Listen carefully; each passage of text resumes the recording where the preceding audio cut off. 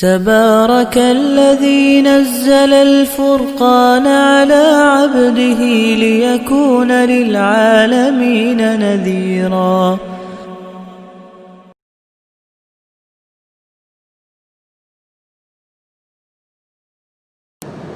الحمد لله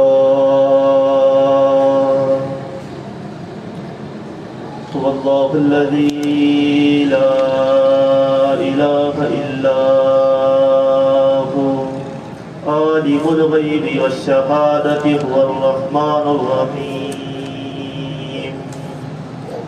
هو الله الذي لا إله إلا هو الملك القدوس السلام المؤمن المهيمن العزيز الجبار المتكبر سبحان الله عما يشركون. هو الله الخالق البارئ المصور له الأسماء الحسنى يسبح له ما في السماوات والأرض وهو العزيز الحكيم.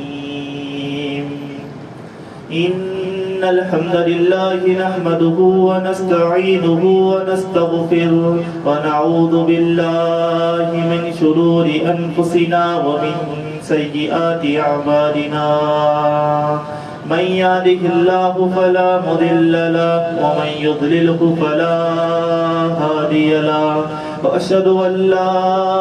إله إلا الله وحده لا شريك له وأشهد أن محمدا عبده ورسوله. اللهم صل على محمد وعلى آل محمد كما صليت على إبراهيم وعلى آل إبراهيم إنك حميد مجيد. اللهم بارك على محمد وعلى آل محمد كما باركت على إبراهيم وعلى آل إبراهيم إنك حميد مجيد. أما بعد فإن خير الحديث كتاب الله وخير الهدي هدي محمد صلى الله عليه وسلم وشر الأمور محدثاتها وكل محدثة بدعة وكل بدعة ضلالة وكل ضلالة في النار.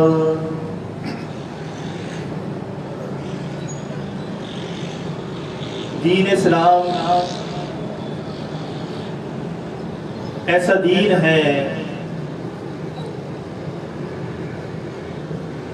کہ جب یہ دنیا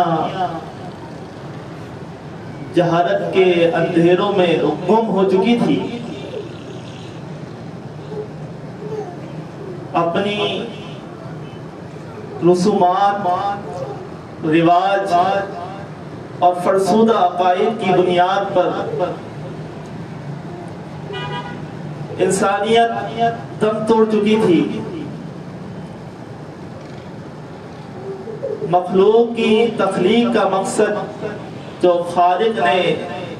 بنیاد بنا کر رکھا تھا، اس مقصد کو بھول چکی تھی. تو اسلام وہ دین تھا کہ اس وقت کی جہالت کے اندھیروں کو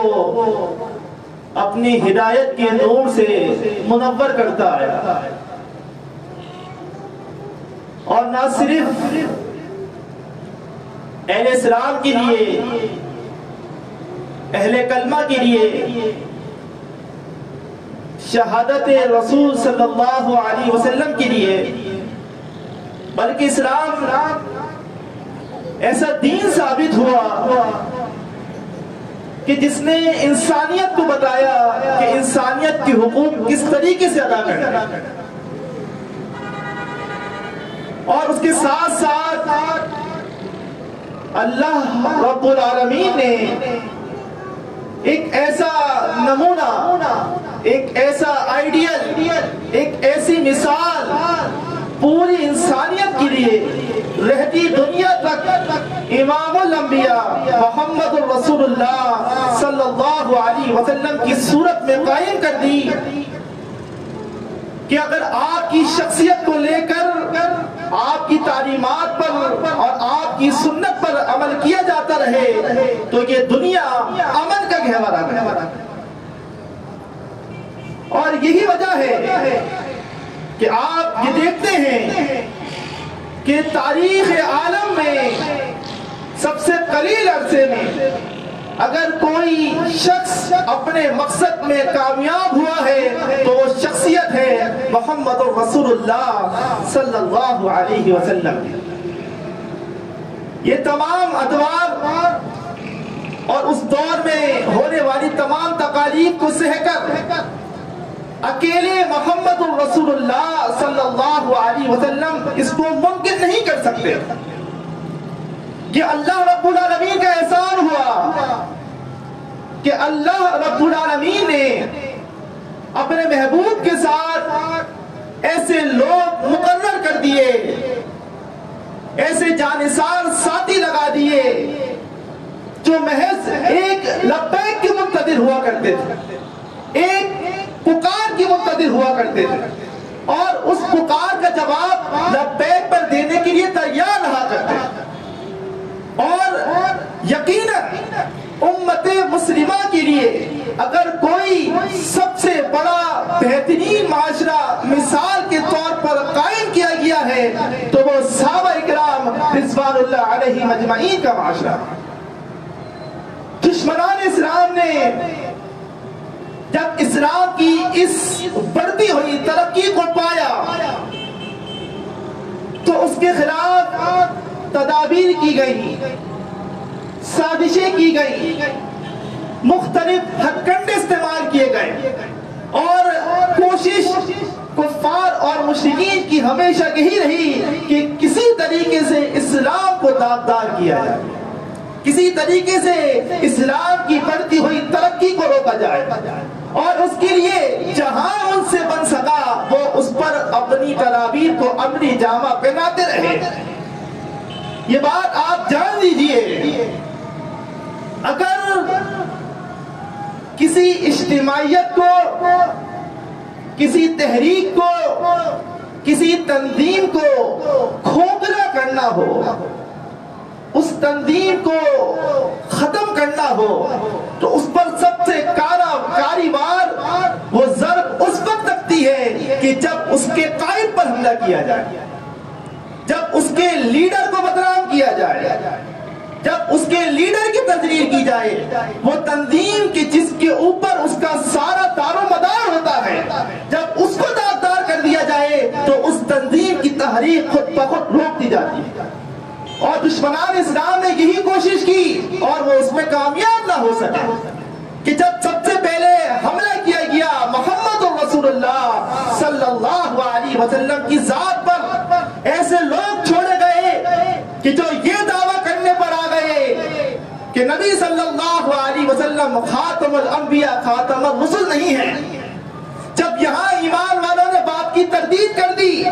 تو ایسے لوگ چھوڑے گئے جو یہ کہنے پر اتر آئے ہمارے لیے سنت رسول کافی نہیں ہے، ہمارے لیے محض قرآن مجید اللہ کی کتاب کافی ہے، سنت رسول لینے کی ضرورت نہیں. جب یہاں پر بھی دال نہیں گئی تو پھر کوشش یہ کی گئی کہ آپ کی دی ہوئی تعلیم، آپ کی دی گئی تربیت، آپ کا منظم کیا معاشرہ اور جو تحریک آپ نے اپنے ساتھیوں اور ایمان والوں کے ساتھ بنائی اس تحریک پر حملہ کیا جائے، اس معاشرے کو داغدار کیا جائے اور ایسی تصاویر اور ایسے مناظر پیش کیے جائیں گویا کہ نبی صلی اللہ علیہ وسلم کے جانے کے بعد وہ مقصد فوت ہو گیا اور وہ مقصد ناکام ہو گیا. محمد رسول اللہ صلی اللہ علیہ وسلم کی موجودگی اور آپ کے جانے کے بعد اگر اسلام کو کسی چیز نے زندہ رکھا ہے تو وہ عظیم ترین لوگ صحابہ اکرام رضوان اللہ علیہم اجمعین ہیں. اور یہی وجہ ہے قرآن مجید نے کسی نبی کے ساتھیوں کو اس قدر فضیلت نہیں دی کہ جس قدر فضائل، جس قدر شان اللہ رب العالمین نے محمد الرسول اللہ صلی اللہ علیہ وسلم کے ساتھیوں کے ساتھ لگایا، اور ارشاد ہوا اعوذ باللہ السمیع العلیم من الشیطان الرجیم من حمدہ ونفخہ ونفثہ، سورہ فتح میں محمد الرسول اللہ. دیکھو یہ محمد صلی اللہ علیہ وسلم اللہ کے رسول ہیں. والذین معه اشداء علی الکفار رحماء بینہم. اس بات کو یاد رکھنا، یہ جو ایمان والے ان کے ساتھ موجود ہیں یہ کفار پر بڑے سخت واقعہ ہوئے ہیں، کفار سے مقابلے میں بڑے دلیر ہیں، لیکن یہ اس سے زیادہ یاد رکھنا جتنے وہ کفار کے لیے سخت ہیں آپس میں ایک دوسرے کے لیے رحیم واقعہ ہوئے، ایک دوسرے کے لیے محبت رکھتے ہیں، ایک دوسرے کے لیے دل میں نرمی رکھتے ہیں. تراہم رکعا سجدا یبتغون فضلا من اللہ ورضوان. اے رسول صلی اللہ علیہ وسلم آپ دیکھیں گے انہیں اکثر کہ آپ کو رکوع کی حالت میں ملیں گے، کبھی کہ آپ کو سجدے کی حالت میں ملیں گے. یہ رکوع اور سجود یہ آپ کی رضا کے لیے نہیں کر رہے، دکھاوے کے لیے نہیں کر رہے، کسی چیز کے نفع کمانے کے لیے نہیں کر رہے، یہ ریاکاری کے لیے نہیں ہو رہے. یبتغون فضلا من اللہ ورضوانا. ان کے ایمان کی گواہی اور ان کے خلوص نیت کو اللہ رب العالمین اپنے الفاظ میں بیان کر رہا ہے. یہ رکوع اور سجود ہو رہے ہیں اللہ رب العالمین کا فضل اور اس کی رضا کی تلاش کے لیے. سیماہم فی وجوہہم من اثر السجود. ان سجود کی حالت یہ ہے، اس قدر طویل ہیں یہ سجدے، آپ دیکھیں گے ان کے چہروں پر، ان کی پیشانیوں پر ان سجدوں کے نشانات پڑ گئے ہیں. ذالک مثلہم فی التوراۃ ومثلہم فی الانجیل. یہ تو وہ لوگ ہیں، یہ وہ ایمان والے ہیں کہ ان کی پیدائش سے قبل اللہ رب العالمین ان کے ایمان کی مثال قرآن مجید سے قبل تورات میں بیان کر چکا ہے، انجیل میں بیان کر چکا ہے. یہ ایسے لوگ ہیں کہ اللہ رب العالمین نے اپنے نبی محمد صلی اللہ علیہ وسلم کے ساتھ ان کو مختص اس لیے کیا ہے کہ یہ اپنی جانوں اور اپنے اموال کی پرواہ کیے بغیر جہاں کہیں دین اسلام کو ان کی ضرورت پڑے، جہاں کہیں اللہ رب العالمین انہیں پکارے، جہاں کہیں محمد صلی اللہ علیہ وسلم کی پکار ہو، وہ وہاں تیار کھڑے ہو لبیک کہتے ہوئے کہ ہم حاضر ہیں ہر اس چیز کو قربان کرنے کے لیے کہ جس سے دین اسلام کی ترقی ممکن ہو سکے. یہ رحماء بینہم ہیں، ایک دوسرے کے لیے رحیم ہیں، ایک دوسرے سے محبت رکھنے والے ہیں، ایک دوسرے کے لیے نرمی رکھنے والے ہیں، ایک دوسرے کو اپنے اوپر سبقت دینے والے ہیں. اگر کوئی شخص، کوئی گروہ، کوئی فرقہ صحابہ اکرام رضوان اللہ علیہم اجمعین کے مابین ان کے درمیان اختلافات، مشاجرات، جھگڑے، تکرار کو بیس بنا کر، اس کو بنیاد بنا کر اس چیز کو ثابت کرنے کی کوشش کرے کہ وہ ایک دوسرے سے بغض رکھتے تھے یا وہ ایک دوسرے سے نفرت رکھتے تھے یا امام الانبیاء کے رخصت ہو جانے کے بعد خلافت پر جھگڑے کر رہے تھے یا وہ مال میں اس کی حرص میں ایک دوسرے کے دست و گریباں ہو گئے تھے، تو وہ اس آیت پر شک کر رہے ہیں جو کہ اللہ رب العالمین کا کلام ہے رحماء بینہم، کہ وہ ایک دوسرے کے لیے رحیم واقعہ ہو. اور ہر وہ شخص کہ جس نے اپنی نگاہوں سے محمد الرسول اللہ صلی اللہ علیہ وسلم کو ایمان اور اسلام کی حالت میں دیکھ لیا، ہمارا ایمان ہے رضی اللہ عنہم ورضوا عنہ، ہر اس ایک شخص سے اللہ رب العالمین راضی ہو گیا اور وہ اللہ رب العالمین سے راضی ہو گئے. کس قدر آپ تفاضل کرتے رہے، کس قدر آپ تناقض کرتے رہے، کس قدر آپ ان کی تدلیل کرتے رہے، اگر وہ صحابی رسول ہے تو وہ رضی اللہ عنہ ہے، اور یہ ہماری بات نہیں، قرآن مجید کی مثال ہے. اللہ رب العالمین نے فرما دیا والسابقون الاولون من المہاجرین والانصار والذین اتبعوهم بإحسان رضی اللہ عنہم ورضوا عنہ. اللہ رب العالمین نے یہ آیت اس وقت اتاری ہے 1400 سال قبل. معلوم ہوتا ہے گویا کہ یہ آج کے لیے اتاری گئی ہو کہ جب تفاضل اس بات پر کیا جائے کہ وہ ایمان والے کہ جو ہجرت مدینہ سے قبل ایمان لے آئے اور وہ ایمان والے کہ جو فتح مکہ کے بعد ایمان لائے، وہ اور ان کے ایمان میں فرق ہے، ان کے اجر میں فرق ہے، ان کی درجات میں فرق ہے، لیکن ان کے ایمان پر شک نہیں ہو سکتا. اگر فتح مکہ سے قبل جو ایمان لائے اور مال خرچ کرتے رہے، یقیناً ان کی مثال الگ ہے، یقیناً ان کے درجات افضل ہیں، یقیناً وہ خیر میں زیادہ آگے ہیں. لیکن جو فتح مکہ کے بعد ایمان لے کر آئے، ان کے ایمان پر بھی کسی قسم کا شک نہیں ہو سکتا. اور تبھی اللہ رب العالمین نے قرآن مجید میں فرما دیا والسابقون الاولون من المہاجرین والانصار. مہاجرین اور انصار میں سے وہ لوگ جو ایمان میں سبقت لے گئے، اللہ کے رسول صلی اللہ علیہ وسلم کا کلمہ بلا چوں اور چرا پڑ گئے، وہ لوگ والذین اتبعوهم بإحسان، اور جو لوگ ان کے بعد ان کی اتباع میں، ان کی پیروی میں نیکی سمجھتے ہوئے ایمان لاتے چلے گئے، گویا کہ فتح مکہ کے بعد ایمان لانے والے رضی اللہ عنہم ورضوا عنہ. اللہ رب العالمین ان سے راضی، وہ اللہ رب العالمین سے راضی. اعد لهم جنات تجری تحتها الانہار، یہ وہ لوگ ہیں ان کے لیے اللہ رب العالمین نے وہ باغات تیار کر رکھے ہیں جس کے نیچے نہریں رواں رواں ہیں. ذالک الفوز العظیم، در حقیقت یہی سب سے بڑی کامیابی ہے. کوئی ایک صحابی بھی ایسا نہیں ہے کہ جس کے ایمان پر شک کر کر اس کے ایمان کو کم کیا جائے اور اس کو اس بات کے لیے استعمال کیا جائے کہ امت میں تفریق ہو، امت میں اختلاف ہو، امت کا اتحاد پارا پارا ہو اور امت گروہ بندی کا شکار ہو جائے. اور اللہ کے رسول صلی اللہ علیہ وسلم نے اسی وجہ سے اپنے صحابہ اکرام رضوان اللہ علیہم اجمعین کے لیے مثالیں بیان کر دیں، ان کے فضائل بیان کر دیے، ان کی شان بیان کر دی، تاکہ بعد میں آنے والے اس بات پر اختلاف اور جھگڑا نہ کریں. لیکن ہماری بدقسمتی ہے کہ ہم کانوں کے کچے اور جھوٹ کو زیادہ جلدی سچ سمجھنے والے لوگ. یہ ہماری بدقسمتی ہے کہ ہماری تاریخ کو اس طریقے سے خلط ملط کر دیا گیا کہ وہ تاریخ گویا کہ اہل ایمان کے لیے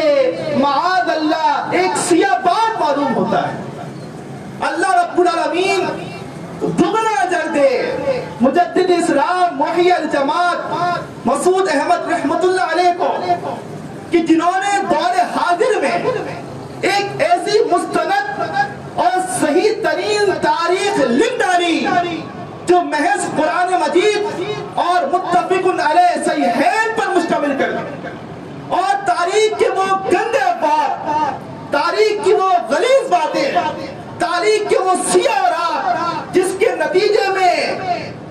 انڈائریکٹلی براہ راست نہیں تو انڈائریکٹلی محمد رسول اللہ صلی اللہ علیہ وسلم کی ذات پر حملہ کیا جاتا ہے، اس چیز کو روکنے کی کوشش کی اور اس کے دفاع میں اپنا کردار ادا کیا اور ایسی تاریخ لکھی، اس کا ایسا مقدمہ لکھا جس میں بتایا کہ تاریخ جو کہ اسلام کی بتا کر بیان کی جاتی ہے وہ یہود و نصارہ کی بنائی تاریخ ہے، اور وہ تاریخ جو ہماری تاریخ ہے، جو سنہری تاریخ ہے، جو ہمارے لیے تاج ہے، وہ اصل میں ہے کیا؟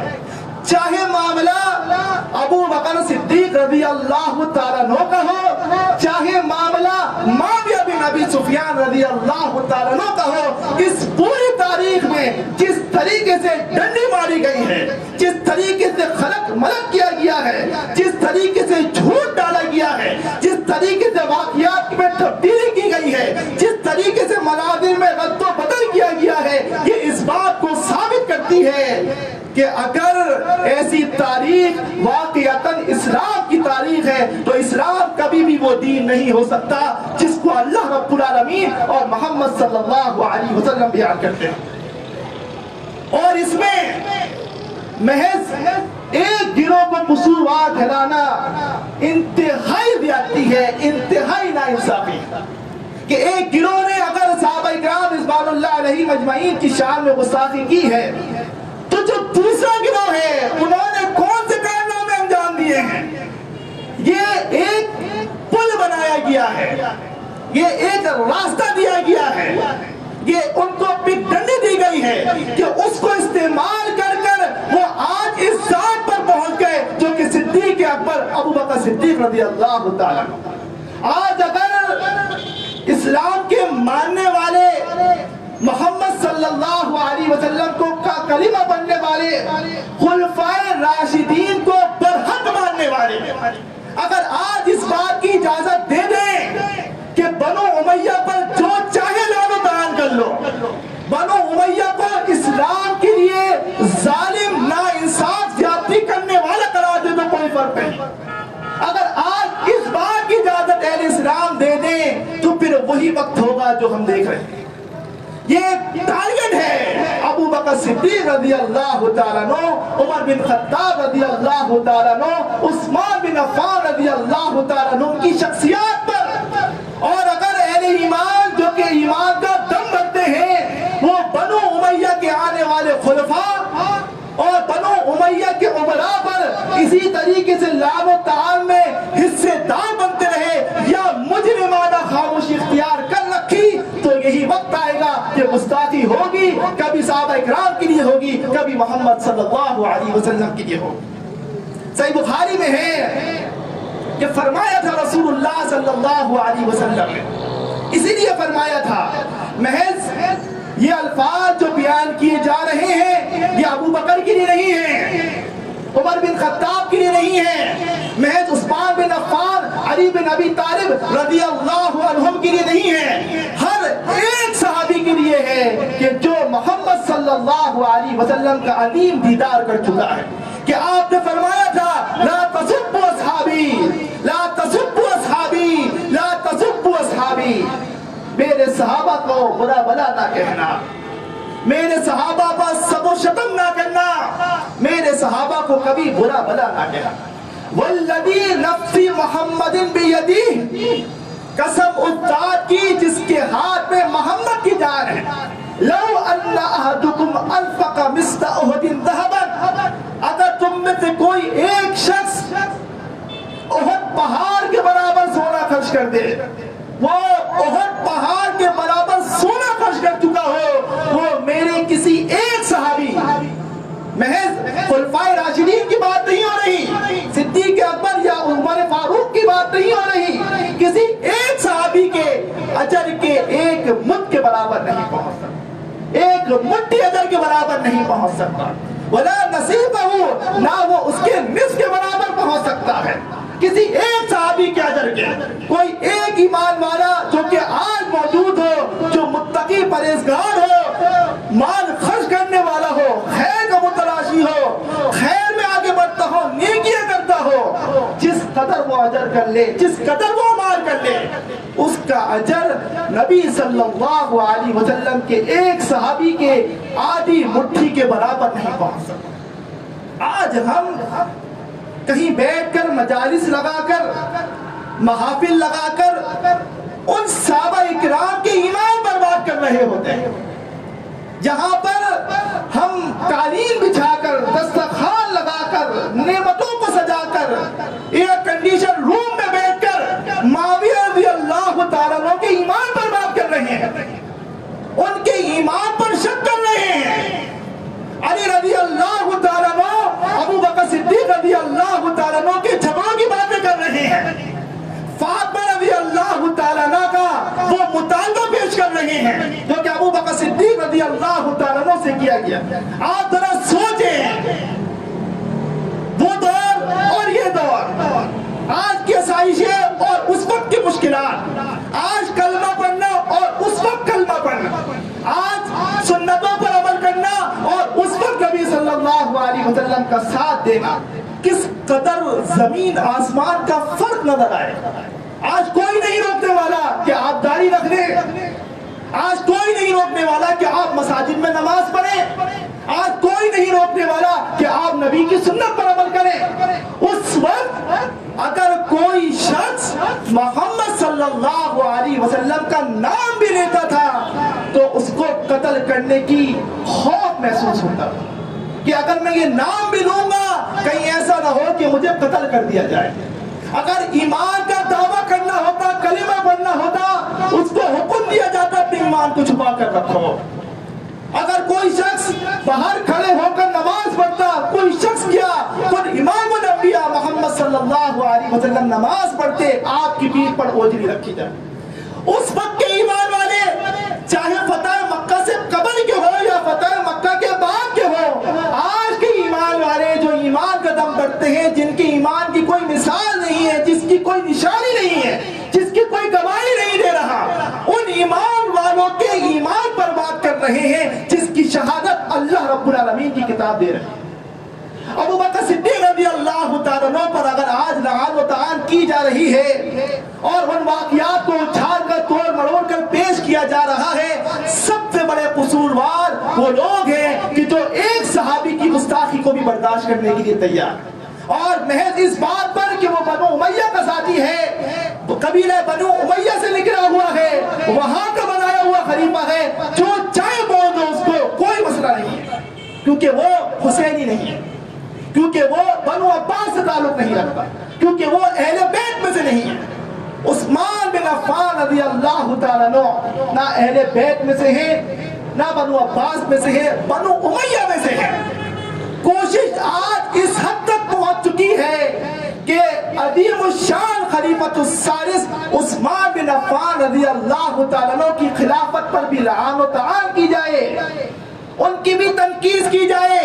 اور ان کے انتظامی معاملات پر تبصرہ کیا جائے، ان کی کوتاہیوں اور غلطیوں کو بیان کیا جائے. یہ کوشش کیوں پہنچی؟ کیونکہ نیچے سے ہمارا معاملہ خراب رہا. ابوبکر صدیق رضی اللہ تعالیٰ عنہ اور علی بن ابی طالب رضی اللہ تعالیٰ عنہ، فاطمہ بنت محمد صلی اللہ علیہ وسلم، فاطمۃ الزہرا رضی اللہ تعالیٰ عنہ کا معاملہ آپ کو معلوم ہے کہ اس میں کیا کچھ بیان کیا گیا.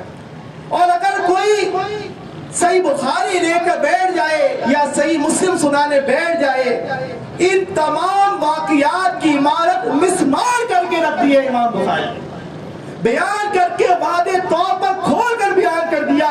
کہ کیا معاملہ تھا، کس طرح سے حل ہوا، کیسے صلح ہو گئی، اور کیسے آج آپ اس کو سنتے آتے ہیں گستاخی کے نام پر.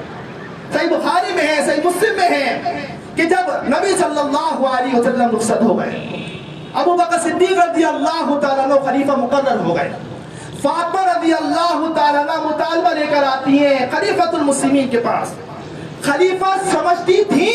تبھی مطالبہ لے کر آئے، اگر خلیفہ نہ سمجھتی ہوتی تو مطالبہ کس بات کا؟ مطالبہ اس شخص سے کیا جاتا ہے جو کسی چیز پر قدرت رکھتا ہو. ابوبکر صدیق رضی اللہ تعالیٰ عنہ کو فاطمہ رضی اللہ تعالیٰ عنہ مسلمین کا اور اپنا خلیفہ مانتی تھی، کبھی تو ان کے پاس درخواست لے کر گئی تھی کہ خلیفۃ المسلمین ہمیں وہ مال دے دیجئے جو اللہ رب العالمین نے مال فیع عطا کیا تھا محمد صلی اللہ علیہ وسلم کو، وہ باغ فتح دے دیجئے جو خیبر میں اللہ رب العالمین نے اپنے نبی کو عطا کیا تاکہ ہم اس سے اپنا گزر کر سکیں. کیا فرمایا ابوبکر صدیق رضی اللہ تعالیٰ؟ کیا غاصب تھے؟ کیا مال کے حریص تھے؟ وہ صدیق اکبر کہ جس کے لیے محمد الرسول اللہ صلی اللہ علیہ وسلم کے الفاظ صحیح بخاری میں لیس من الناس احد امن من ابی بکر، تمام لوگوں کو میں نے اپنی جان اور مال سے احسان اتار دیا، ابو بکر کا احسان نہیں اتار سکا. ابو بکر کا احسان میں نہیں اتار سکتا، ان کا احسان اللہ رب العالمین اتار. کیا ایسی شخصیت کے لیے مال کا حریص قرار دیا جائے گا جن کے لیے آپ نے فرمایا لا یبقین فی المسجد باب الا سد الا باب ابی بکر، مسجد کے تمام دروازے بند کر دو، ابو بکر کا دروازہ بند نہ کر. جن کے لیے آپ نے فرمایا لو كنت متخذا خليلا فی امتی لاتخذت ابا بکر، اگر اپنی امت میں سے کسی کو مجھے دوست بنانا ہوتا، خلیل بنانا ہوتا تو میں ابو بکر کو اپنا دوست بنا لیتا، ولیکن خلۃ الاسلام افضل، لیکن اسلام کا بھائی چارہ سب سے زیادہ افضل ہے کہ وہ ابو بکر ہے۔ ان کے لیے مال کا حریص، کیا ممکن ہے کہ وہ شخصیت جو کہ صدیق اکبر رضی اللہ تعالیٰ عنہ ہیں، کہ جو نبی صلی اللہ علیہ وسلم کا اس وقت ساتھ دے چکے ہیں کہ جب آپ کا اللہ کے علاوہ کوئی ساتھ دینے والا نہیں تھا، کہ آپ کے رخصت ہو جانے کے بعد کہ وہ آپ کی بیٹی کا مال کھا جائے؟ جواب کیا دیا ہے کہ میں نے سنا ہے رسول اللہ صلی اللہ علیہ وسلم سے، ہم انبیاء لا نورثو، ہم وارث نہیں بنائے جاتے، ما ترکنا صدقہ، جو کچھ ہم چھوڑ جائیں وہ صدقہ ہے۔ میں کیسے وارث بنا دوں؟ میرے پاس حکم رسول ہے، میری سر آنکھوں پر فاطمہ الزہرا، لیکن میرے پاس حکم ہے، سنت ہے نبی صلی اللہ علیہ وسلم کی، انبیاء کا ورثہ کچھ نہیں ہے سوائے علم کے، انبیاء جو کچھ چھوڑ جائیں وہ صدقہ ہے۔ ہاں، اس صدقے سے آل محمد اور اہل بیت ہمیشہ کھاتے رہیں گے، ہمیشہ اپنا مال لیتے رہیں گے، لیکن وارث نہیں بنا سکتے۔ فاطمہ رضی اللہ تعالیٰ عنہ کو جب یہ حدیث معلوم ہوئی تو وہ اس وقت تو غضبناک ہوئی، غصہ ہوئی، ناراضگی کے ساتھ وہاں سے لوٹ گئیں، ابو بکر صدیق رضی اللہ تعالیٰ عنہ سے بات نہیں کرتی تھی، غصہ تھی۔ دلائل النبوہ میں ہے، بہقی کی کتاب میں صحیح سند کے ساتھ، کہ جب بیمار ہو گئی فاطمہ رضی اللہ تعالیٰ، میں 6 مہینے تو وہ حیات نہیں ہے نبی صلی اللہ علیہ وسلم کی وفات کے بعد، ابو بکر صدیق رضی اللہ تعالیٰ کیا قصور ہے، کیا خطا ہے، کیا غلطی ہے خلیفۃ المسلمین کی اس معاملے میں کہ وہ حدیث رسول پر عمل کر رہے ہیں؟ جب فاطمہ رضی اللہ تعالیٰ عنہ کی ناراضگی معلوم ہوتی ہے، ان کی بیماری کا علم ہوتا ہے، خود بذات خود فاطمہ رضی اللہ تعالیٰ عنہ کے گھر تشریف لے جاتے ہیں، ان کی عیادت کرتے ہیں، اجازت طلب کرتے ہیں کہ مجھے اندر آنے دو، میں ان کی عیادت کے لیے آیا ہوں۔ علی رضی اللہ تعالیٰ عنہ فاطمہ رضی اللہ تعالیٰ عنہ سے معلوم کر رہے ہیں، ابو بکر ہیں، اندر آنا چاہتے ہیں، اجازت دے دوں؟ کہا کہ میں تو اجازت دیتی ہوں، اگر آپ مناسب سمجھے تو آپ بھی اجازت دیں۔ علی رضی اللہ تعالیٰ عنہ خود نبی صلی اللہ علیہ وسلم کے داماد ہیں، ایمان والے ہیں، اللہ کے احکام کو سمجھتے ہیں، ابو بکر صدیق رضی اللہ تعالیٰ عنہ کو اپنے سے زیادہ افضل سمجھتے ہیں، اجازت دی، اندر تشریف لائے، عیادت کی، معاملہ ختم ہو گیا۔ یہ بات جھوٹی بیان کی جاتی ہے کہ وہ اپنی موت تک ان سے ناراض نہیں، اگر ناراضگی ہوتی گھر سے واپس لوٹا دیا جاتا، وفات پا گئے۔ علی رضی اللہ تعالیٰ عنہ خود کہتے ہیں کہ جب فاطمہ رضی اللہ تعالیٰ عنہ وفات پا گئیں، لوگوں کے چہروں پر مجھے ناگواری نظر آنے لگا، لوگ مجھ سے کنارہ کشی کرنے لگے، مجھ سے کترانے لگے۔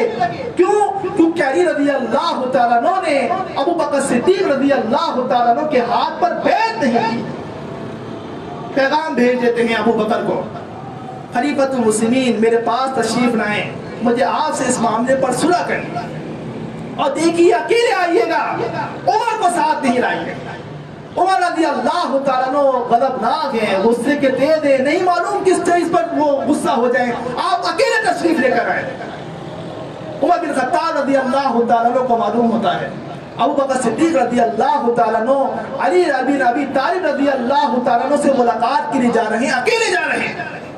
حاضر ہوتے ہیں۔ آپ محبت دیکھیے، آپس کی یہ محبت قائم و دائم ہے، اور تشریف لے جاتے ہیں ابو بکر کے پاس، اے خلیفۃ المسلمین آپ اکیلے نہیں جائیں گے، میں آپ کے ساتھ جاؤں گا۔ ابو بکر صدیق رضی اللہ تعالیٰ عنہ جواب دیتے ہیں، عمر مجھے علی سے کیا خطرہ ہے، وہ میرے ساتھ کیا کر لیں گے، میں اکیلا جاؤں گا۔ تشریف لے جاتے ہیں علی بن ابی طالب رضی اللہ تعالیٰ عنہ کے گھر۔ علی بن ابی طالب رضی اللہ تعالیٰ عنہ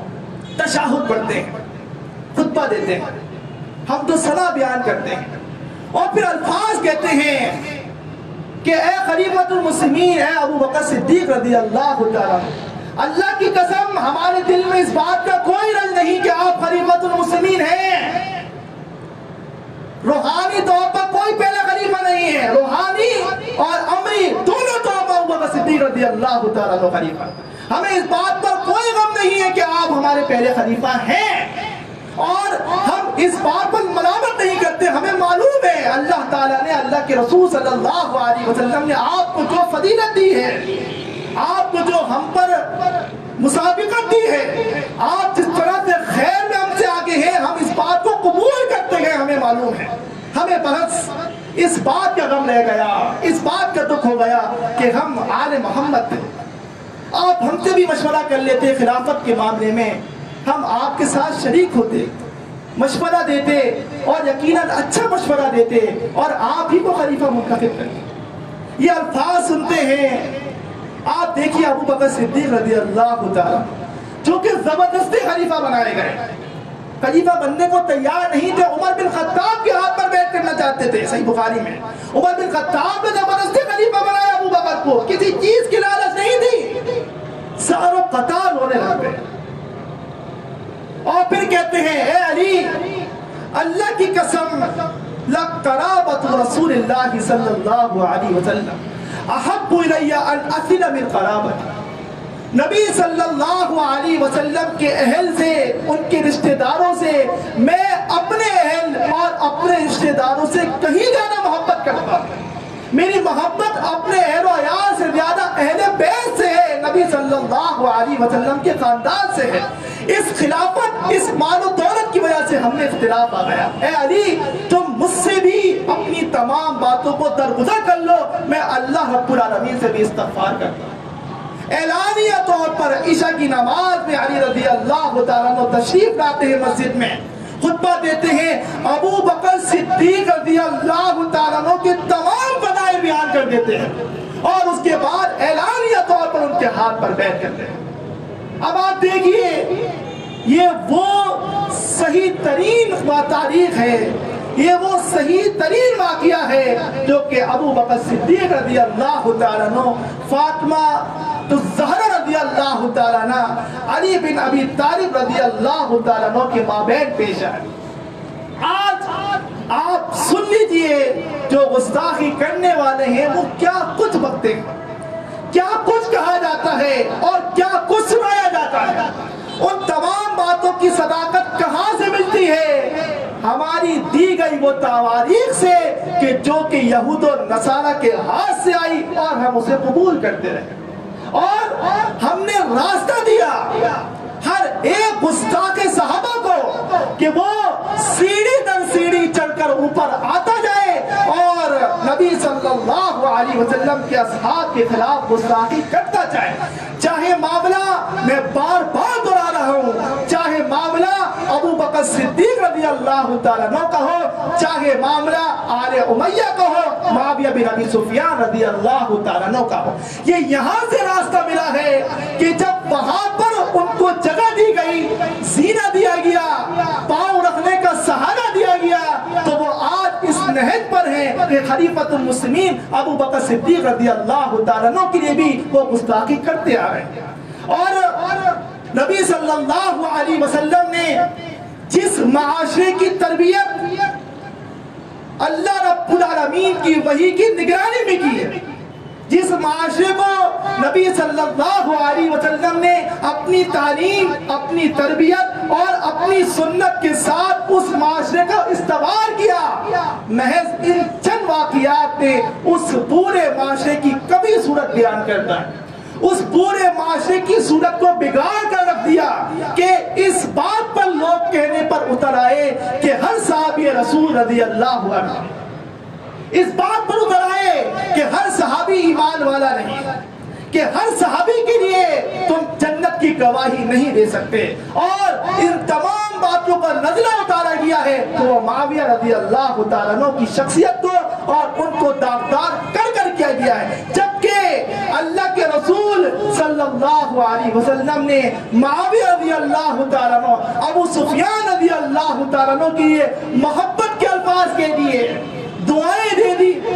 جنت کی بشارتیں دے دی، لیکن ان تمام چیزوں کو توڑ مڑوڑ کر رکھ دیا گیا. کیوں؟ تاکہ وہ اس جگہ پر پہنچ جائیں جہاں پہ وہ آج بیٹھ چکے ہیں. معاویہ رضی اللہ تعالیٰ عنہ کے لیے فرمایا تھا رسول اللہ صلی اللہ علیہ وسلم نے، ترمذی میں ہے صحیح سند کے ساتھ، اللہم اجعلہ ہادیا مہدیا، اے اللہ اس شخص کو، اس لڑکے کو ہدایت یاب اور ہدایت دینے والا بنا۔ جو شخص جس کے لیے دعائے رسول ہے کہ وہ خود ہادی ہے، وہ ہدایت یاب ہے، وہ خود ہدایت دینے والا ہے، لوگوں کو صحیح راستہ بتانے والا ہے، کیا آپ اس کے لیے گمان کر سکتے ہیں کہ وہ بغض علی میں مبتلا ہو؟ کیا آپ اس کے لیے گمان کر سکتے ہیں کہ وہ بغض عمر فاروق میں مبتلا ہو؟ کیا آپ اس کے لیے گمان کر سکتے ہیں کہ وہ بغض اہل بیت میں مبتلا ہو؟ اور وہ تمام فضائل جو کہ اللہ کے رسول صلی اللہ علیہ وسلم نے معاویہ رضی اللہ تعالیٰ عنہ کے لیے بتائے، ان تمام فضائل کو توڑ مڑوڑ کر، تدابیر کر کے، الفاظ کی ہیر پھیر کر کر، کہیں ترجمہ تبدیل کر کر، کہیں عربی عبارت میں تبدیلی لا کر ایسے بیان کر دیا گیا کہ وہ فضائل معلوم نہیں ہوتے۔ سب سے بڑی فضیلت ہے معاویہ رضی اللہ تعالیٰ عنہ کی کہ وہ نبی صلی اللہ علیہ وسلم کی زوجہ، ام المؤمنین، ہم مومنین کی ماں ام حبیبہ رضی اللہ تعالیٰ عنہ کے بھائی ہیں۔ ان کی فضیلت ہے معاویہ رضی اللہ تعالیٰ عنہ کی کہ وہ کاتب وحی رہ چکے ہیں، اور اس پر یہ لان اور اس پر یہ تانا دے دینا کہ معاویہ تو ایمان ہی فتح مکہ کے بعد لائے ہیں، جبکہ قرآن مجید پورا لکھا جا چکا تھا تو کتابت وحی کیا ہوئی؟ اگر ایک حرف بھی کسی شخص نے نبی صلی اللہ علیہ وسلم کی زبان اقدس سے نکلے ہوئے قرآن مجید کے الفاظ کا لکھ ڈالا تو اگر اس شخص کو کاتب وحی کہا جائے تو کس شخص کو اس چیز پر اعتراض ہے کہ وہ کاتب وحی کے لقب سے پکارے جائیں؟ کیوں؟ کیونکہ فضائل ختم نہیں ہونے کہ معاویہ رضی اللہ تعالیٰ عنہ کے لیے کیسے کہہ دیا کہ وہ کاتب وحی ہے؟ صحیح مسلم میں ہے، عبداللہ بن عباس رضی اللہ تعالیٰ عنہ کہتے ہیں، کیونکہ اس وقت بھی یہ معاملات تھے، اس وقت بھی ایسے معاملات تھے کہ بنو امیہ سے بغض رکھا جاتا تھا کہ جب ابو سفیان رضی اللہ تعالیٰ عنہ ایمان لے آئے تو لوگ ان سے میل جول نہیں کرتے تھے، ان سے ملاقات نہیں کرتے تھے، اچھا برتاؤ نہیں کرتے تھے، گویا کہ ایمان پر ابھی شک تھا۔ ابو سفیان رضی اللہ تعالیٰ عنہ رسول اللہ صلی اللہ علیہ وسلم کے پاس تشریف لے گئے اور کہا، اے اللہ کے رسول صلی اللہ علیہ وسلم، یہ لوگ ابھی بھی ایسا معلوم ہوتا ہے کہ مجھے کافر مشرک سمجھتے ہیں، ابھی بھی میرے ایمان پر گویا کہ شک کرتے ہیں، میں آپ سے 3 درخواست کر رہا ہوں، آپ کے سامنے اپنے 3 مطالبات رکھ رہا ہوں، آپ اسے قبول کر لیں تاکہ یہ میرے ایمان کی گواہی دیں، میرے ایمان کو سمجھ سکیں، میں قربانی دے رہا ہوں۔ آپ جانتے ہیں کہ میری بیٹی ہے جو عرب میں خوبصورت اور حسین ہے، جوان ہے، میں اپنی اس بیٹی کو آپ کے نکاح میں دیتا ہوں جو کہ ام حبیبہ رضی اللہ تعالیٰ عنہ۔ قال نعم، آپ نے فرمایا ہاں ابو سفیان تمہاری یہ درخواست قبول کی جائے۔ پھر استفسار کیا، اے اللہ کے رسول صلی اللہ علیہ وسلم، میرا یہ بیٹا ہے معاویہ، آپ اسے اپنے پاس رکھ لیں، یکتبو علیک الوحی، یہ آپ کے لیے وحی لکھے گا، وحی کی کتابت کرے گا، آپ کے معاملات کو سنبھالے گا، جو کچھ آپ اس لیے لکھنا پڑھنا جانتا ہے آپ اس سے لکھوائیں، یہ آپ کے لیے کاتب بن جائے گا۔ قال نعم، فرمایا ہاں ابو سفیان تمہاری یہ بات قبول کی جاتی ہے۔ پھر کہا، اے اللہ کے نبی صلی اللہ علیہ وسلم، مجھے آپ کسی لشکر کا امیر بنا دیں اور مجھے جنگ پر بھیج دیں، اقاتل المشرکین کما اقاتل المسلمین، میں چاہتا ہوں کہ میں لشکر لے کر نکلوں، جنگ کروں مشرکین کے ساتھ اور ایسے ثابت کر دوں جیسے میں اس سے قبل مسلمین سے لڑا کرتا تھا، آج مسلمین کے ساتھ مل کر میں مشرکین سے قتال کروں گا، ان سے جنگ کروں گا۔ قال نعم، فرمایا ہاں ابو سفیان تمہاری یہ بات بھی قبول کی جاتی۔ یہ تینوں فضائل آل امیہ کے لیے، آل ابو سفیان کے لیے محمد رسول اللہ صلی اللہ علیہ وسلم کی زبان اقدس سے نکل چکے، کوئی شخص اب اس پر کسی طور پر بھی اعتراض نہیں کر سکتا، اور جو اعتراض کرتا ہے آپ بدت الفظاظ من افواههم، ان کے دلوں کا بغض ان کی زبانوں سے باہر آ چکا ہے، اور جو کچھ دل میں ہے وہ اس سے کہیں زیادہ بنا ہے جس کو بیان نہیں کیا۔ آپ سمجھ سکتے ہیں کہ اگر آج یزید پر بات کی جائے تو وہ شخص ناصبی ہے، اور پھر اس کے بعد معاویہ رضی اللہ تعالیٰ عنہ کے فضائل بیان کی جائیں تو وہ حسینی نہیں ہے، حسینیوں کے خلاف ہے، اور اس کے بعد جب ابو سفیان رضی اللہ تعالیٰ عنہ کی بات بیان کی جائے تو وہ شخص بھی ناصبی ہے اور وہ اہل بیت کا دشمن ہے۔ آج آپ دیکھ رہے ہیں، میں خود اپنی آنکھوں سے دیکھ رہا ہوں، لوگ پریشان ہو چکے ہیں اس جھگڑے میں، سوشل میڈیا سرگرم ہے اس بات کے لیے کون ناصبی ہے کون رافضی ہے، ٹھپے لگا دیے گئے ہیں، مہریں لگا دی گئی ہیں، جس نے یزید کی بات کی، جس نے معاویہ کی بات کی، ابو سفیان کی بات کی، آل امیہ کی بات کی، وہ شخص ناصبی ہے، اور جس نے اہل بیت کی بات کی، علی کی بات کی، حسن حسین کی بات کی، وہ شخص رافضی ہے۔ درمیانی کوئی راستہ چھوڑا نہیں ہے کہ جس پر عمل کیا جائے۔ ناصبی اے احمقو، ناصبی وہ شخص ہوتا ہے کہ جو اہل بیت کے لیے گستاخی کرے۔ جماعت المسلمین پر بھی لعنت و تعان کی گئی ہے کہ ہم ناصبی ہیں، اللہ کی قسم ہم ناصبوں پر لعنت بھیجتے ہیں۔ جماعت المسلمین کی کتاب تاریخ الاسلام اس بات سے بھری ہے کہ اہل بیت سے ہم کس قدر محبت کرتے ہیں، اہل بیت کی کس قدر فضائل بیان کرتے ہیں، اور کس قدر اہل بیت کو ہم اپنے لیے عزیز رکھتے ہیں، لیکن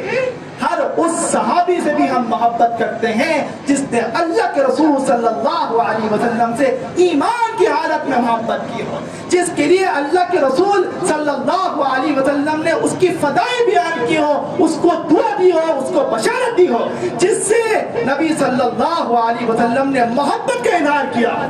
صحیح بخاری میں ہے کہ جب ابو سفیان رضی اللہ تعالیٰ، ہند ان کی زوجہ رضی اللہ تعالیٰ، ابو اور معاویہ رضی اللہ تعالیٰ پورا گھر ایمان لے آیا، ہند رضی اللہ تعالیٰ نبی صلی اللہ علیہ وسلم کی خدمت میں جاتی، کہتی ہے اللہ کے رسول صلی اللہ علیہ وسلم آپ دیکھیے ایک وقت ایسا بھی تھا اس زمین پر کوئی خیمہ مجھے اس قدر اس سے نفرت نہیں تھی کہ اس خیمے کو ذلت ہو آپ کے خیمے سے دیا،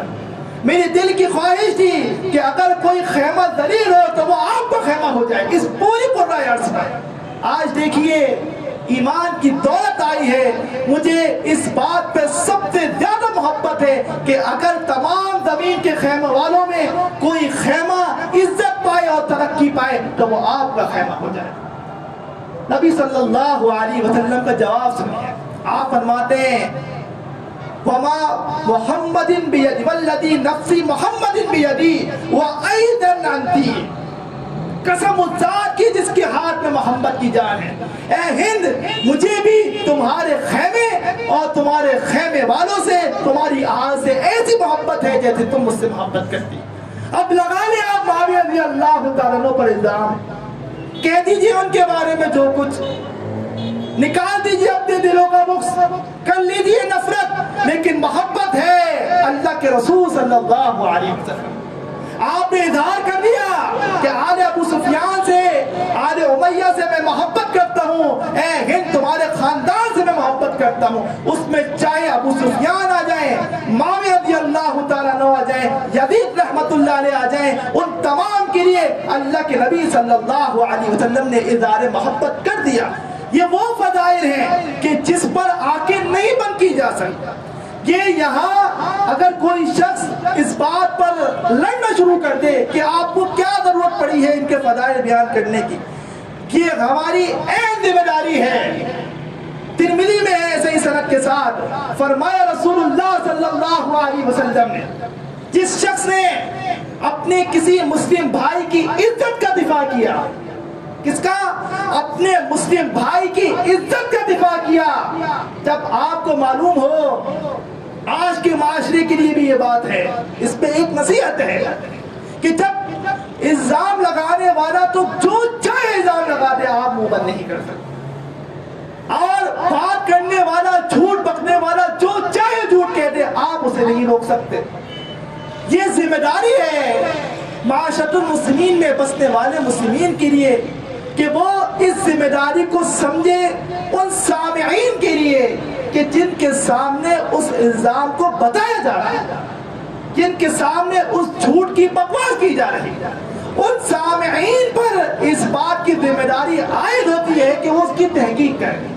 اور جب تحقیق پر وہ بات ان کے سامنے آیا ہو جائے تو اس کو درست کرنے کی کوشش کریں، اور اگر یہ بات آیا ہو جائے کہ جب جھوٹ پکا جاتا ہے تو اس میں 90% بات جھوٹ نکلتی ہے، 10% سچ ہوتی ہے، کہ وہ اس الزام کی تردید کریں، اور جہاں کہیں اس مسلم بھائی کی عزت پر حملہ ہو اس کی عزت کی دفاع کی کوشش کریں، بروز قیامت اللہ رب العالمین اس شخص کو جہنم کی آگ سے اس کے چہرے کو دور فرما دے جو آج اپنے مسلم بھائی کی غیر موجودگی میں اس کی عزت کی دفاع کرے گا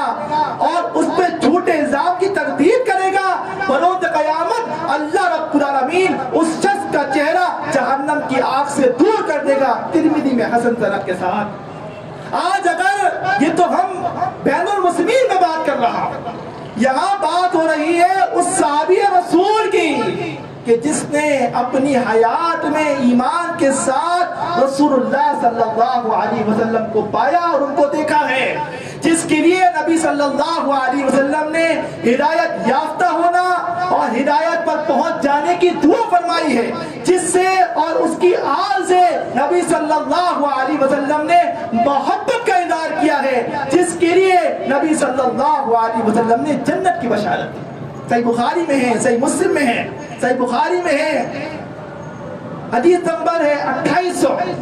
2799 کہ نبی صلی اللہ علیہ وسلم نے جو جنت کی بشارت بنو امیہ کے اس خاندان کے 2 افراد کے لیے دے دی ہے، آج جس قدر اس بشارت پر تکلیف ہوتی ہے، چاہے وہ شخص رافضی ہو یا وہ شخص نیم رافضی ہو، کہ وہ کسی طور پر قبول کرنے کو تیار نہیں ہے کہ یہ کیسے بشارت مل گئی ہے۔ معاویہ رضی اللہ تعالیٰ، ام حرام رضی اللہ تعالیٰ، انس بن مالک رضی اللہ تعالیٰ بیان کرتے ہیں کہ ان کی خالہ ہیں ام حرام بنت ملحان رضی اللہ تعالیٰ، نبی صلی اللہ علیہ وسلم ان کے گھر تشریف لاتے ہیں، آرام فرماتے ہیں، آپ وہاں پر سو جاتے ہیں، فاستيقظ فضحك، ایک دم نبی صلی اللہ علیہ وسلم نیند سے بیدار ہوتے ہیں، آپ مسکرا رہے ہیں، آپ تبسم فرما رہے ہیں۔ ام حرام رضی اللہ تعالیٰ تشریف آتی ہیں اور کہتی ہیں اللہ کے رسول صلی اللہ علیہ وسلم، اللہ آپ کو ہمیشہ ہنستا مسکراتا رکھے، کیا بات ہے نیند سے بیدار ہوئے ہیں، آپ کے چہرے پر کی مسکراہٹ ہے۔ آپ صلی اللہ علیہ وسلم نے فرمایا، اے ام حرام، ابھی خواب میں مجھ پر میری امت کا لشکر پیش کیا گیا، میری امت کا لشکر پیش کیا گیا، اور اس لشکر کے ایک شخص کو میں نے دیکھا ہے کہ وہ بحری جنگ پر نکلا ہوا ہے، اس سب سمندر پر جا رہا ہے، ایک شخص کو میں نے دیکھا ہے کہ وہ اس طرح سے میرے سامنے پیش کیا گیا گویا کہ بادشاہ اپنے تخت پر پیش کیے جاتے ہیں، اور یہ پہلا لشکر ہوگا کہ جو اسلام کے لیے اسلام کے دور میں بحری جنگ کا آغاز کرے گا، اور اسلام کو گویا کہ یہ ایک اور فضیلت ہے کہ ایک بر اعظم سے دوسرے بر اعظم میں منتقل کر دے گا اس حکومت کو۔ ام حرام رضی اللہ تعالیٰ کہتی ہیں، ادعو لنا رسول اللہ، اے اللہ کے رسول صلی اللہ علیہ وسلم آپ میری یہ دعا کیجئے کہ میں بھی اس لشکر میں شامل ہو جاؤں۔ ایک روایت میں ہے کہ آپ نے فرمایا کہ تم انہی میں سے ہو، اور ایک روایت میں کہ آپ نے ان کے لیے دعا فرما دی کہ ام حرام کو بھی ان میں شامل کر دیا جائے۔ آپ دوبارہ سو گئے۔ یہ دوسری بشارت کہ جو کسی قدر ہضم نہیں ہوتی، چاہے رافضی ہو یا چاہے نیم رافضی ہو، چاہے قرآن و حدیث کا دم بننے والے ہو، جو جہاں پر بہت ہی سیاسی طریقے سے اپنے دامن کو بچا کر نکل جاتے ہیں، نہ ہم رحمت اللہ کہتے ہیں نہ ہم لعنت اللہ کہتے ہیں، ہم کسی چیز میں نہیں ہیں۔ یہ مجرمانہ خاموشی ہے، یہ مجرمانہ خاموشی ہے کہ ہم اس فضیلت کو ختم کر ڈالیں۔ کیسے ختم کر دیں؟ کہ جس فضیلت کو اللہ کے رسول صلی اللہ علیہ وسلم نے دیا ہو، اور نبی صلی اللہ اللہ علیہ وسلم سو جاتے ہیں، آپ پھر بیدار ہوتے ہیں اور پھر ہنستے اور مسکرا رہے ہیں۔ ام حرام رضی اللہ تعالیٰ عنہ پھر پوچھتی ہیں اے اللہ کے نبی صلی اللہ علیہ وسلم، آپ کو اللہ ہنستا مسکراتا رکھے، کیا وجہ ہے کہ آپ کو میں نے دیکھا ہے کہ آپ پھر مسکرا رہے ہیں؟ آپ نے فرمایا میں نے دیکھا غام میں اول جیش یغزو من مدینہ القیصر مغفور لہم، میری امت کا پہلا لشکر جو قیصر کے شہر پر حملہ کرے گا، وہ لشکر، اس لشکر کے تمام افراد کی اللہ رب العالمین نے مغفرت فرمائی۔ اور یہ بات رہ گئی کہ پہلے لشکر جو پہلے خواب میں آپ نے دیکھا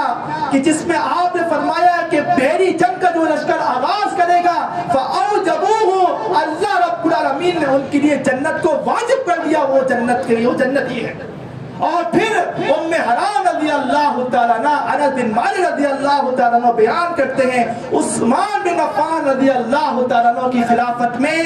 سب سے پہلا بحری حملہ کیا گیا، اور اس بحری لشکر کے سر پہ سلار تھے معاویہ رضی اللہ تعالیٰ عنہ۔ ام حرام اس میں شریک تھی، گویا کہ خواتین کو تو جنگ نہیں کرنی ہوتی، لیکن اس میں محض شرکت کی وجہ سے کسی دشمن کی تلوار سے قتل نہیں کی گئی، شہید نہیں ہوئی، اپنی سواری سے گرتی ہیں اور سواری سے گرنے کی وجہ سے وہ شہید ہو جاتی ہیں اور فوت ہو جاتی ہیں۔ یہ وہ پہلا لشکر تھا کہ جو بحری جنگ کا آغاز جس لشکر نے کیا، اور اس بحری لشکر کے سر پہ سلار تھے معاویہ بن ابی سفیان رضی اللہ تعالیٰ عنہ، جن کے لیے بشارت دی تھی نبی صلی اللہ علیہ وسلم نے کہ وہ لشکر جنتی ہے، ان کے لیے جنت واجب کر دی گئی۔ اور پھر ان کے بیٹے یزید کے لیے وہ بشارت اس کے بعد قبول ہو گئی، وہ مغفرت کے اس دائرے میں آ گئے جو کہ نبی صلی اللہ علیہ وسلم نے فرمایا۔ وہ شہر جسے آج استنبول اور پرانے وقتوں میں قسطنطنیہ کہتے ہیں، کہ وہ پہلا لشکر میری امت میں جو اس شہر پر حملہ کرے گا، قسطنطنیہ پر حملہ کرے گا، مغفور لہم، ان سب کی اللہ رب العالمین نے مغفرت فرما دی۔ ابو ایوب انصاری رضی اللہ تعالیٰ عنہ صحیح بخاری میں ہیں، صحیح بخاری میں ہے، اس لشکر کے امیر تھے یزید بن معاویہ۔ اس لشکر میں ابو ایوب انصاری رضی اللہ تعالیٰ عنہ صاحب رسول اللہ صلی اللہ علیہ وسلم موجود تھے، اور اس جنگ میں شرکت کی اور وہ اس میں شہید کر دیے گئے۔ کس قدر اختلاف ہو جائے اس معاملے میں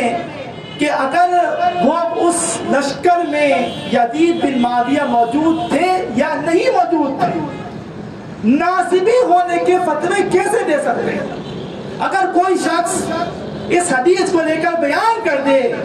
کہ اس لشکر کی تو اللہ کے رسول صلی اللہ علیہ وسلم کی زبان اقدس سے مغفرت کی گئی ہے کہ جس نے پہلا حملہ قسطنطنیہ میں کیا ہو، اور بخاری کی حدیث ہے کہ اس کے امیر یزید بن معاویہ تھے، اگر کوئی شخص یہ بات بیان کر دے تو کیا وہ حسین رضی اللہ تعالیٰ عنہ سے محبت نہیں رکھتا؟ کیا وہ شخص اہل بیت سے نفرت کرتا ہے؟ کیا وہ شخص علی رضی اللہ تعالیٰ عنہ کے نعوذ باللہ بغض میں مبتلا ہے؟ اگر یہی بات ہے کہ اس لشکر کی بشارت یزید بن معاویہ پر دینا ناصبیت ہے، تو سب سے پہلے ناصبیت کا فتویٰ لگائے حافظ ابن حجر عسقلانی رحمہ اللہ، جن کو اصول حدیث کا امام کہتے ہیں، امام المفسرین کہتے ہیں، وہ کہ جو صحیح بخاری کی سب سے بہترین شرح فتح الباری لکھنے والے ہیں، وہ اپنی شرح میں لکھ چکے کہ اس بات پر اتفاق ہے کہ اس قسطنطنیہ پر حملہ کرنے والوں میں اور اس لشکر کے جو سب پہ سلار تھے وہ یزید بن معاویہ رحمت اللہ علیہ۔ فتویٰ لگائیں کہ وہ ناصبی تھے، فتویٰ لگائیں علامہ ذہبی رحمہ اللہ پر، جن کو